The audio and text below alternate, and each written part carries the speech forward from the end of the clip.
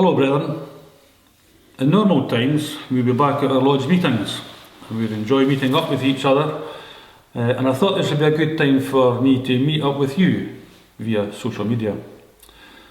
Brethren, for some time now we've all been going through different and difficult times, personally and in our Masonic world. But now that the vaccine is being rolled out, hopefully there is light at the end of the tunnel. The heads of orders meet in January 2021 and the outcome of that meeting will give us an indication of a potential return to our meetings. Once we know a return date, we all need to ensure that we contact all our members, they are aware of our return, and particularly contact those brethren who may not have been so regular in their attendance and encourage them to come back. Initially our first meetings should be business meetings, and meetings to bring ourselves back up to date with outstanding matters. A reminder, there will not be a Provincial Grand Lodge communication in January 2021 and all office bearers and committee will remain as they are at present. And I thank you for your patience at this time. I can thank you all for your very generous donations being made during the pandemic. Food banks, donations of food and household items, PPEs to local authorities and to the Sir James Mackay House in Edinburgh, and donations of face masks have all been recorded as how we as Freemasons in the province have helped recently. Thanks also to those who gave laptops and tablets to be reconfigured and used in care homes. In August of this year, we would have celebrated our 275th anniversary of the Provincial Grand Lodge of Fife and Kinross. And in November, we would have celebrated the centenaries of Lodges Kinross and Balcarres. Hopefully, now with the vaccine rollout, we can have these celebrations sometime next year. At this time, I'd like to pass on my congratulations to both Lodges Balcarres and Kinross for attaining 100 years in Freemasonry within our craft. Well done, brethren. One part of the 275th celebrations which did manage to go ahead was a very successful golf outing held in August. Thanks to everyone from within and out of the province who came along on that day. And we managed to raise £2,300 which will be distributed with local charities. And I'm confident that this will now become an annual event.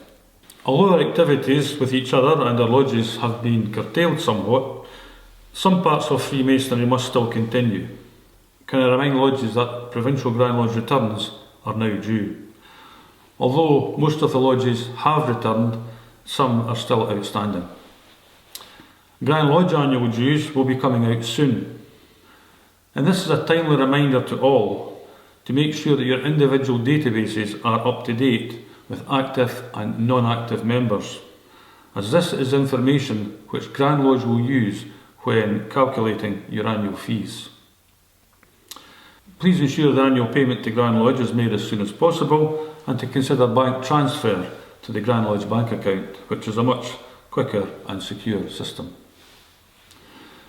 As myself and many Provincial Grand Lodge members were or currently are Lodge administrators, we are acutely aware of the difficulties lodges are currently experiencing, mainly when we consider encouraging members back to our meetings next year and that we are trying to find ways of generating much needed income in our lodges at this time. On this point, it's heartening to hear that some lodges have come up with some initiatives to help. Some brethren have donated the money they would have put in for raffles and collections at meetings, and others have set up standing orders for the period of the pandemic. Thank you very much, those who have done that. Brethren, hopefully you'll have seen that I've arranged for tokens to be made. One of the tokens is to commemorate our links with Prostate Scotland, and the other is to commemorate the Provincial Grand Lodge 275th celebrations. At the moment, we have a profit of £1,200 from the sale of these tokens. At this point, can I thank Brother John Muir for the arrange of the purchase, the sale and distribution of the tokens. The monies raised will be donated to Prostate Scotland and to local charities. Brethren, I'd now like to turn to Dementia Awareness. Many will recall last year and at the start of this year, we, along with Fife Council, were involved with the Dementia Awareness sessions. Unfortunately, as a result of the coronavirus, the rollout of the programme stopped. However, I'm pleased to confirm that we hope to arrange a presentation to be made via Zoom. Jerry King, past master, and Ruth McCabe, who carry out these presentations, are currently working together on a suitable format for a Zoom presentation, and I'll let you know when this is completed and ready for use. Ahead of this, I've already arranged for the information on the Herbert Protocol to be made available to lodges and its members. This is a process which can be used to track down those with dementia who may go missing. The procedure is endorsed by dementia groups, Police Scotland and the Grand Lodge of Scotland. Turning to lodge histories, in recent weeks I've asked the Provincial Grand Secretary to ask lodges to advise me where the history of lodges are being kept, and I mean the minute books, petition books and roll books. Brethren, if there are historical books not being used, please make every effort to move them to places of safety. Safety from fire, flood and theft. The Grand Lodge of Scotland in Edinburgh and Fife Council Archives in Glenrothes both provide places that store books safely in fire, flood proof environment and the temperature controlled. They are stored free of charge and are much safer than items being stored in cupboards in the back of lodges or in individual back rooms in people's houses.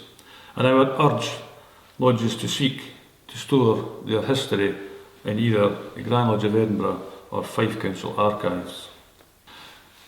Brethren, book inspections should have been carried out in May of this year. Obviously that hasn't happened due to the coronavirus restrictions, but we'll be looking at new dates sometime in 2021, again all depending on the restrictions we have at that time. Brethren, earlier this week I attended a Zoom meeting where the word Agile was used a number of times. This is a word we used to use a lot in my previous employment when we were looking at new processes or making our way forward into a new era, where each time we would stop, pause and look at what we've done and make sure that at each stage we've made the right decisions as we move forward to hopefully a better future in 2021. So I think the word Agile and the process linked with that will be very important as we move forward. Well, it's good to know that you're keeping in contact with each other through Zoom and other social media, and it's nice to see that continues. Well, myself and the commissioned office bearers meet via Zoom on a monthly basis to discuss matters such as I have mentioned earlier today. Brethren, we are all in this together. Please stay positive as we move into 2021. I trust this has given you some information that will assist you as we move forward. And can I, on behalf of myself, current commissioned office bearers and Provincial Grand Lodge, wish you well in the weeks ahead, and in particular a Merry Christmas and a more positive 2021 for you and your families. Thank you.